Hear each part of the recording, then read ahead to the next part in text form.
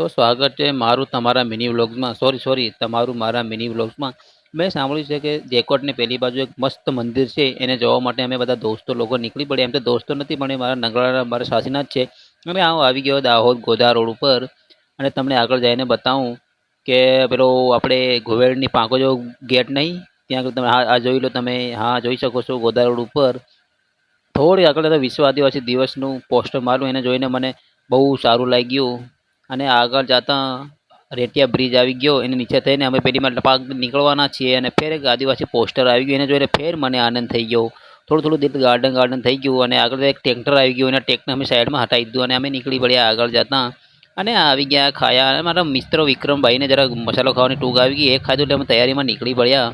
અને આ બધું તમે જોઈ શકો, આગળ બન્યા રહો એમને એમ તમને બધું બતાવતો જાઉં આગળ આગળ શું થાય છે. અને આવી ગયા આપણે હા ખયાની ઘાટી આવી ગઈ છે. અને આ ભલે ભલી ગાડીઓ પાછી વળી જાય, પણ આ જેકોરમાં પાસે આવી ગયા અમે અને નીકળી પડ્યા જેકોરની આ બાજુ વાળી લાઈનમાં, જે રેલવે સ્ટેશન વાળી બાજુમાં વાળી લાઈન. થોડીક આગળ જતા એક છોકરી વાહેદુરીને જઈ રહી, સોરી કપડાં ધોઈ લઈને જઈ રહી છે. અને આગળ જતા અમે ડાબી બાજુ ગાડી માર લીધી છે. અને આ બધું જંગલ જેવો વિસ્તાર છે, થોડે દને કંઈનું લૂંટ લેવું કામ છે. એ તો ભાઈ હું તો પહેલી વાર આવ્યો છું. અને બે છોકરીઓ કોણ હું કહી રહ્યો ખબર નહીં, મારે કોઈ લેવા દેવા નહીં. પણ આગળ એક રિક્ષાવાળું આવી ગયું, એને જોઈને મને એટલો બધો ગુસ્સો આવ્યો ને કે અમને સાઈડ નહીં આપતું હતું ને એટલા માટે.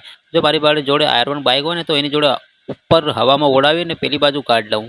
બરાબર ધીરું જઈ રહ્યું, એના કરતાં તો દોઢ જોરમાં ચાલે. અને આગળ જતાં અમે હા તારી બહુને પોલીસવાળા, અરે સોરી પોલીસવાળા ગાડી પાર્કિંગવાળા આવી ગયા ને. અને અમારી જોડે ત્યાં 30 રૂપિયા લીધા. અને પાર્કિંગવાળા એક જણ અમારી જોડે ફોઈલર એવી રીતના. પણ અમે આપીને જતા રહી ગયા. બીજા ગામમાં દાદાગીરી કરી તો માર મળી જાય, તેના કરતાં ગાડી પાર્કિંગ કરે અને પૈસા આપી દે તાજું પડે. અને આ બધું જોઈ લો તમે આગળ શું શું છે તમને બતાવો. હા તમને બતાવું તો આ બધું ઘરો જેવું છે, બધું મસ્ત જોવા જેવું છે. એમ તો બધું ખતરનાક લાગે છે જોવા જેવું. તો આપણે જઈને રતન મહેલ જેવું દેવામાં લાગે છે. અને આ બધું પાણી જેવું બહુ હોત પડે એવું લાગે છે. આમાં પડી ગયા ને તો દાંત કશું રહે ના એવું લાગે છે. આપણે કયું આપણે સેફટીથી રહેવું જોઈએ. ખરેખર આપણે તો જોવા જઈએ એની રીતે રહેવું પડે. પછી સાંજે સ્ટન્ટમેન કરે તો પછી જવાબદારી કોણ લે? એના કરતાં આપણે બધું જોઈને શાંતિથી નાહી આવે એમાં ભલાઈ છે આપણી. સાંજે પાછું રાઇડર બને તો ના મેળ પડે. એટલે આ તમે મને જોઈ શકો છો. હા આ જોઈ રહ્યો, અમારા બધા આગળ મિત્ર લોકો જઈ રહ્યા છે, એને તમે જોઈ શકો છો. હા આવી ગયા, આ તમે જોઈ શકો છો. મસ્ત ખતરનાક લાગી રહ્યું. હા એને જોઈને તો મને એવું લાગે છે મસ્ત. આ પોરિયા વગડા થઈને હું કહીને રહો ખરા ફોટા પડે. સોરી હો.